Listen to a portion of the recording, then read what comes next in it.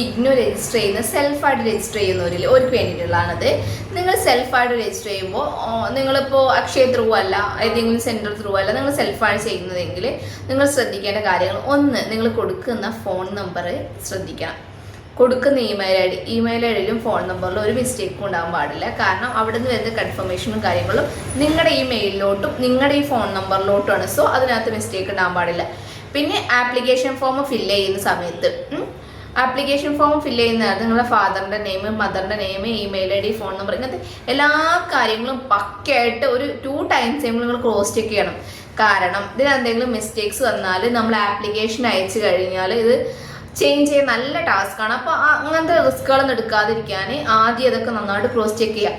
പിന്നെ programme choose ചെയ്യുമ്പോൾ കറക്റ്റായിട്ട് നിങ്ങൾക്ക് ഏതാണോ ബെസ്റ്റ് അതിനനുസരിച്ച് പ്രോഗ്രാം ചൂസ് ചെയ്യുക. പിന്നെ അതിനകത്ത് നമ്മൾ പേപ്പേഴ്സ് ചൂസ് ചെയ്യാനുണ്ടാവും. അതൊക്കെ നിങ്ങൾക്ക് പഠിക്കാൻ പറ്റുന്ന ടോപ്പിക്കാണോ, നിങ്ങൾക്ക് ഓക്കെ ആണോ, അതിനനുസരിച്ച് പ്രോഗ്രാമും കാര്യങ്ങളും ചൂസ് ചെയ്യുക. പിന്നെ നമ്മൾ ഫസ്റ്റ് കൊടുക്കുന്ന യൂസർ ഐ ഡി പാസ്വേഡും മറക്കാണ്ടിരിക്കുക. അത് എവിടെയെങ്കിലും എഴുതി വെക്കുക. ഓട്ടോമാറ്റിക്കലി നമ്മൾ മെയിലോട്ട് വരും. എന്തെങ്കിലും കേസ് കൊണ്ട് നമ്മുടെ മെയിലിൽ നിന്ന് മിസ്സായി പോയാലും നിങ്ങളുടെ കയ്യിൽ അത് വേണം. അതുകൊണ്ട് എവിടെയെങ്കിലും എഴുതിയിട്ട് തന്നെ കീപ്പ് ചെയ്യാം. പിന്നെ പേയ്മെൻറ്റിനൊക്കെ നല്ല ശ്രദ്ധിച്ച് വേണം പേയ്മെൻറ്റും കാര്യങ്ങളും ചെയ്യാൻ. ലാസ്റ്റ് ടൈമിലോട്ട് വെക്കരുത്. പേയ്മെൻറ്റും കാര്യങ്ങളും ചെയ്താൽ പോലും നിങ്ങൾ അഡ്മിഷൻ കൺഫേം ആയി കിട്ടൂല. അപ്പോൾ ഇത്രയും കാര്യങ്ങൾ ശ്രദ്ധിക്കുക. ഫർദർ എന്തെങ്കിലും ഡൗട്ടോ കാര്യങ്ങളുണ്ടെങ്കിൽ നമ്പറും കാര്യങ്ങളും താഴെ കൊടുക്കുന്നുണ്ട്. ജസ്റ്റ് വാട്സപ്പ് ചെയ്യുകയോ കോൾ ചെയ്യുകയോ ചെയ്താൽ മതി കേട്ടോ.